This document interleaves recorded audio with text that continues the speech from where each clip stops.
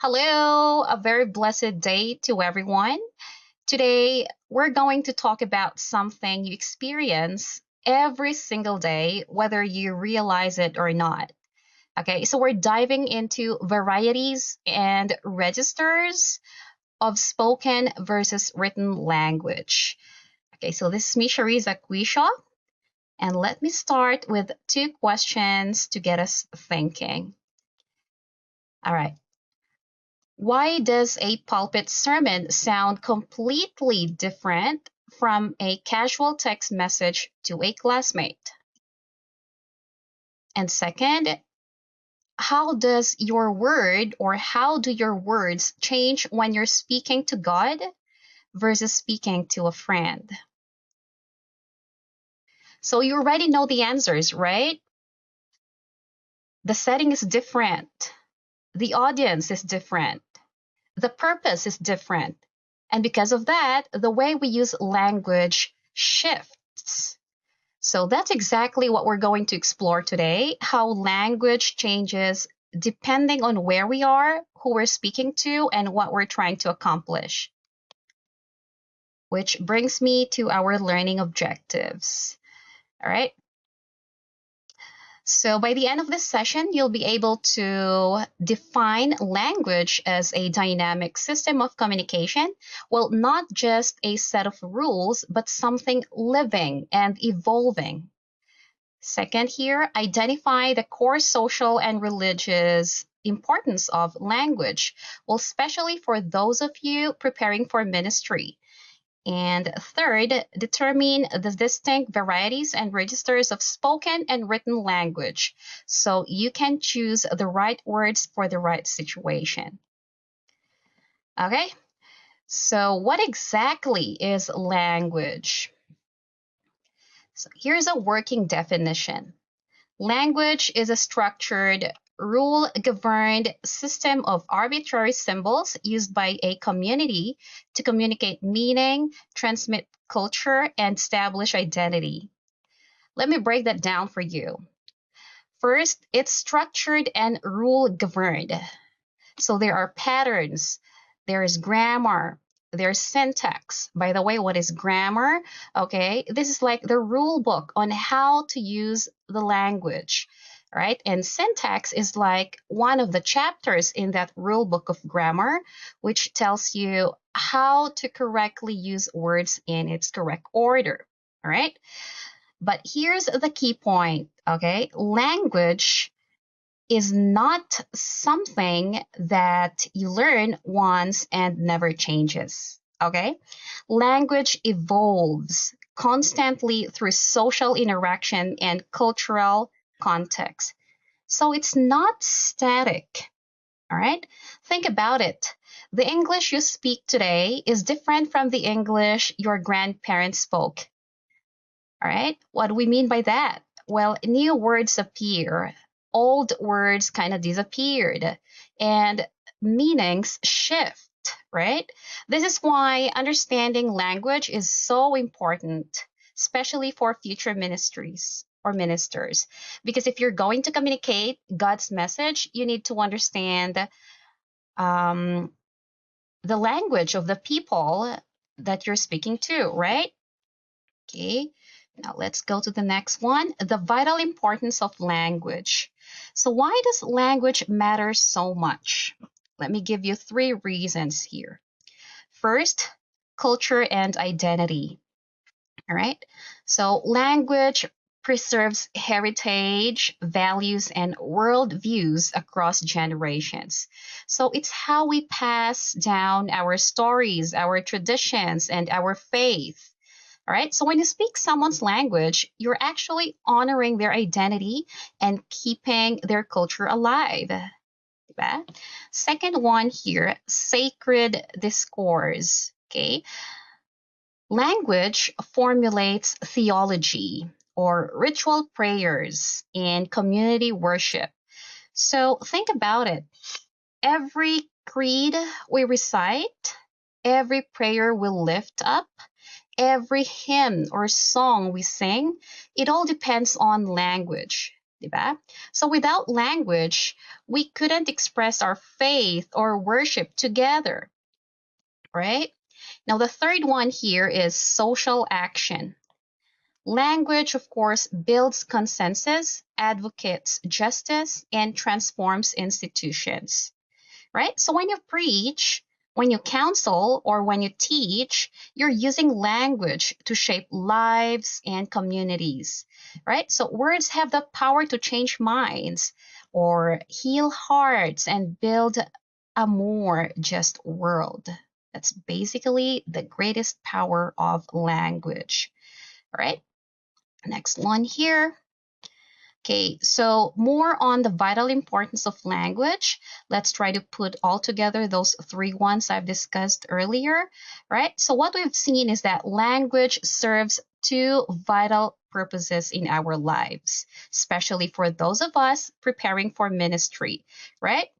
First one here would be cultural and social identity. Right? Language preserves heritage, shapes worldview, and binds religious communities together across generations. Okay, so it's how we pass down who we are, our stories, our values, our faith.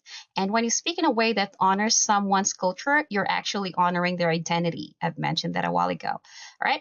Second one here is theological transmission, which says that language allows the articulation of doctrine or liturgical worship or scriptural translation and pastoral guidance, right? So these are all like technical terms for theology course, all right? So every sermon you'll preach, every prayer you're going to lead, every Bible study you will facilitate, it all depends on language, diba?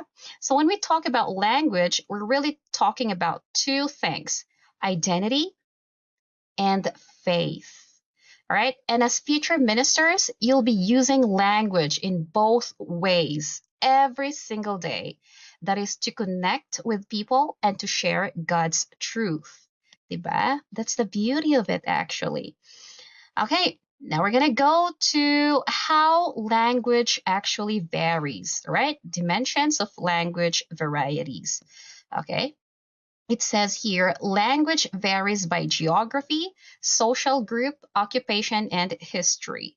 Okay, so yes, language changes depending on geography, social group, occupation, and history. Let me give you two examples here. We've got dialect and geography, which refers to regional accents and vocabulary. All right. For example, Philippine English is a legit variety of English with its own unique words and expressions, diba? Someone from Bicol might use different words than someone from, say, Ilocos. Even if they're both speaking Filipino or English, diba? It's the same language, but it sounds different. Okay, and those are called regional accents and vocabulary. All right, that falls under the umbrella of dialect and geography. Now, what about jargon in field? Okay, so basically, this is specialized terminology used by specific profession. For example, theologians use words like exegesis, all right? Exegesis, or what else? Hermeneutics, all right? Hermeneutics. Say that again. Exegesis, exegesis and hermeneutics, all right? So let me try to explain what these actually mean. I came across these words and I'm going to share with you what they actually mean, all right? So the first one here, exegesis, this is actually a critical interpretation. It's a critical interpretation of a biblical text, all right? It's about drawing out the meaning from the scripture itself, not reading your own ideas into it. Diba? Now, what about hermeneutics, all right? This is the broader study of interpretation, especially of biblical texts, all right? It's the theory behind how we interpret scripture. Okay, so these words are useful. Yes, they are, and they are precise.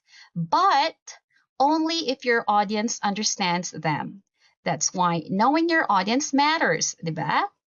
So are you going to use these terminologies like exegesis or hermeneutics when you're conducting a Bible youth study group? Probably not, diba? Because these are terminologies only in the field of theology, all right? So the key takeaway here is that language is never one size fits all. You have to adapt to your context, all right? Okay, let's move on to the next slide. Let's look at language varieties across communities. Okay, so these are the different ways language takes shape depending on who's speaking and where. Okay, we've got here again regional dialect. Okay, these are geographic variations featuring distinct accent, vocabulary, and sentence structures. Okay, for example, Ilocano speakers might say napan. Napanak ijay. Okay, napan. While Tagalog speakers would say pumunta. Okay, pumunta ako doon. Okay, both mean went, right? Napan and pumunta both mean went in English. Same meaning, but of course, different regional flavor. Okay, so let's take a look at sociolects naman. Sociolects, okay? Here. So these are social varieties shaped by socio-economic class, age group, or professional field. Okay, so for example, in the Philippines, younger generations often use slang like sana all or charot, okay, in casual conversations, diba? While older generations might find these terms unfamiliar, it is very prevalent among generations of today, all right? So in professional settings, lawyers, doctors, and even ministers, they use specific socialects that reflect their training and identity, okay? Now, what about Pidgin and Creole? Okay, a pidgin is a simplified language that emerges when people who speak different languages need to communicate, often for trade or work, right? So a pidgin is limited. It has a very limited vocabulary and simplified grammar. It's nobody's first language, basically, all right? Now, what about Creole? It's what happens when a pidgin becomes a native language for a community. Over time, it develops more complex grammar and vocabulary. So let's have an example outside the Philippines, all right? We've got Tok Pisin in Papua New Guinea, all right? And Hawaiian Creole or Pidgin in Hawaii. All right. What about in the Philippines? Do we have examples of such? Yes, we do. We have Chabacano. This is a Spanish-based Creole spoken in Zamboanga and parts of Cavite. So it's a fascinating example of how languages blend when different cultures meet, diba?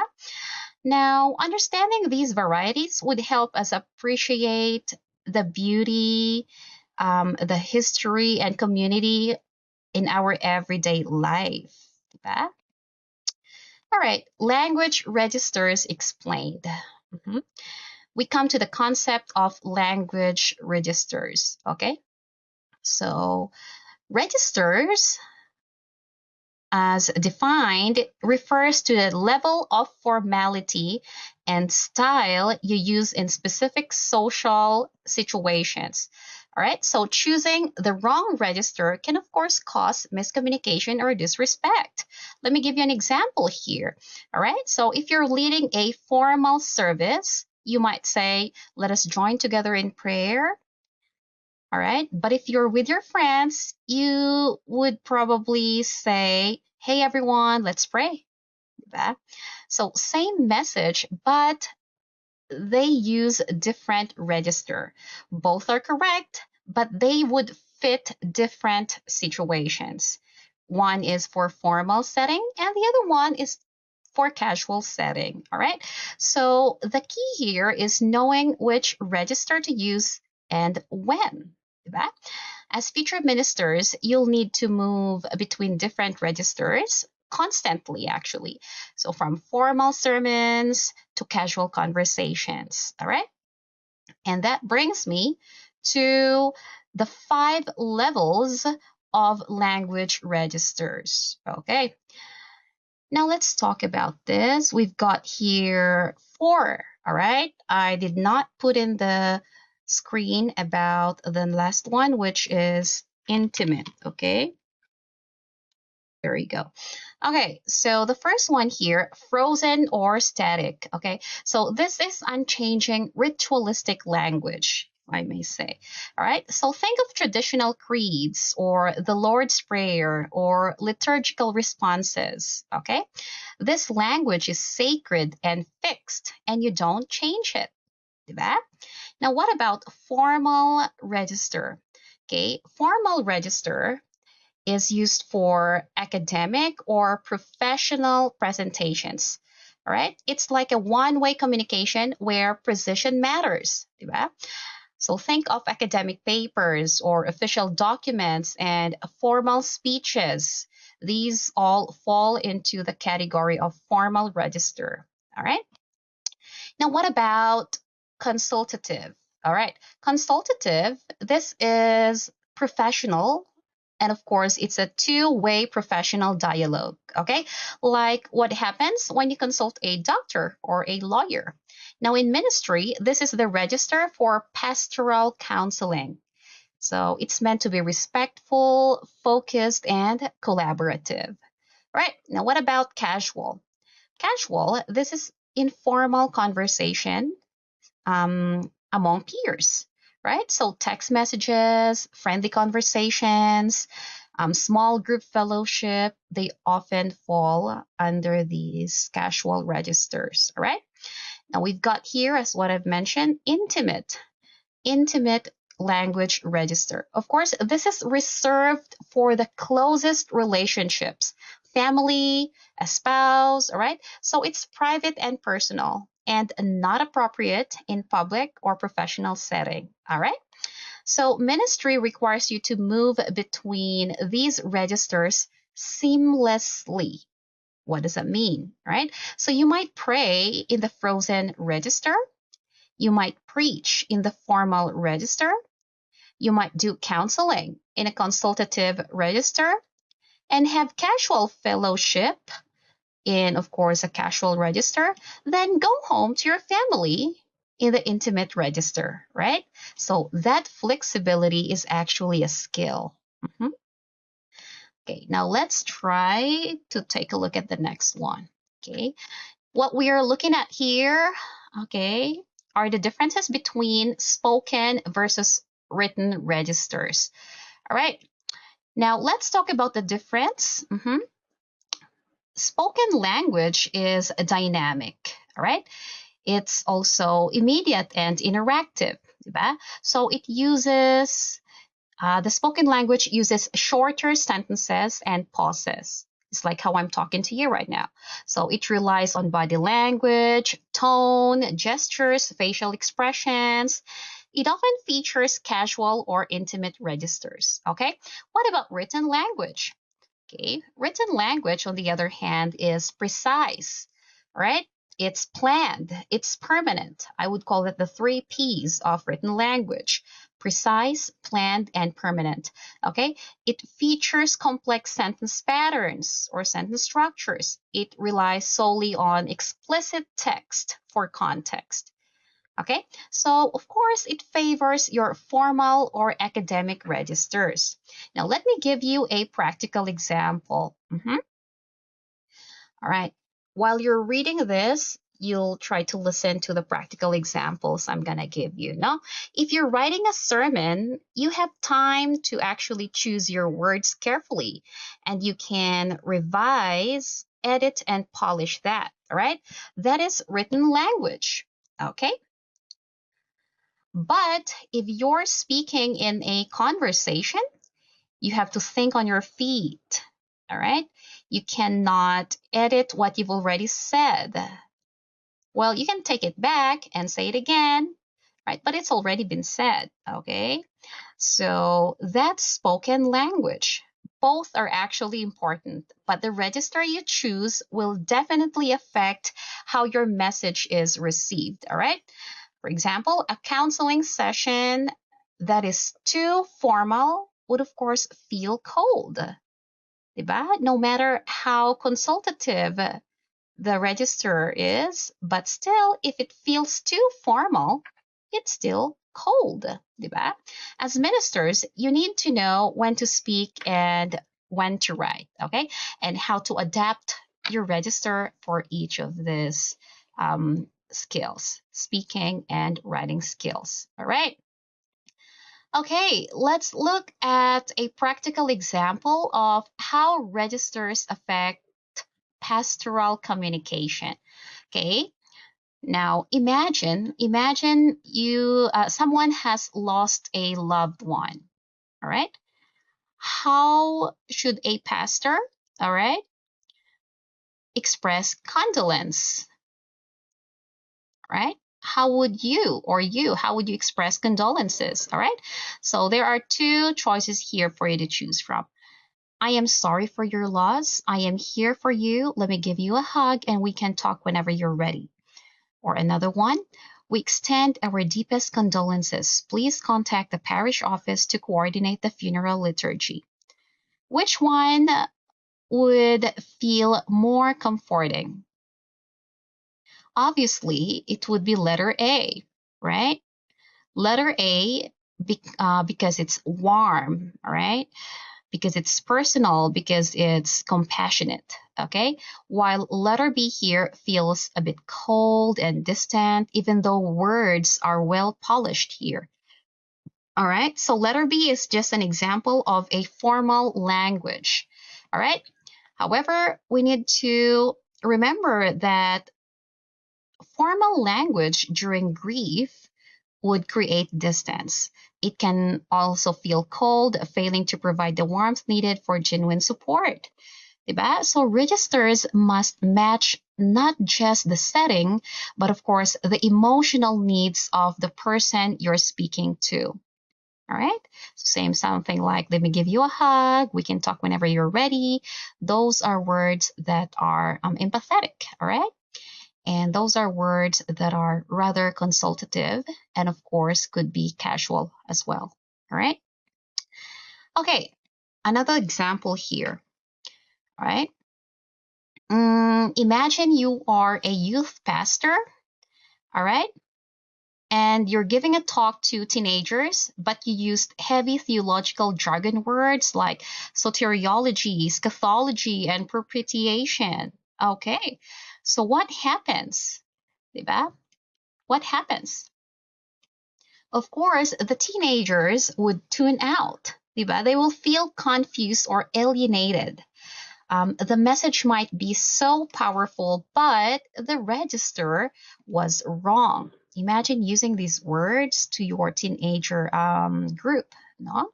So the lesson is simple. Register must match the audience, right? I've been repeating that many times. While theological jargon is appropriate for academic papers or seminary lectures, youth ministry requires accessible language. Okay, so misaligning your register or your language would of course create barrier and can alienate your listeners. Okay, alienate, ma-OP sila, ma-out of place sila, hindi sila maka-catch up. All right. Okay, now how are we actually going to adapt these registers for ministry and our own communities? All right. Okay, what is the practical takeaway for you as future ministers? Okay. So effective and purposive communication requires matching your language variety and register to your audience, purpose, and setting. Okay, so when you're preaching to a congregation, you might use a formal register. When you're counseling a young person, you might use a consultative register. When you're having fellowship with friends, you might use a casual register. Okay, the key is knowing your audience and adapting accordingly. All right. Mastering language varieties allows ministers to bridge social gaps and speak meaningfully to diverse communities. Okay, so let me leave you with this final thought. Language is not just a tool for communication, it is a tool for connection. All right. And as future ministers, your words have the power to build bridges or create walls. All right. So choose your registers wisely. Know your audience. All right. Remember that the same message can be delivered in many different ways. So what matters most is that it is received with understanding and grace. Diba? So thank you for watching. If you have questions, feel free to reach out. God bless you, everyone, and I'll see you in our next lesson. Bye.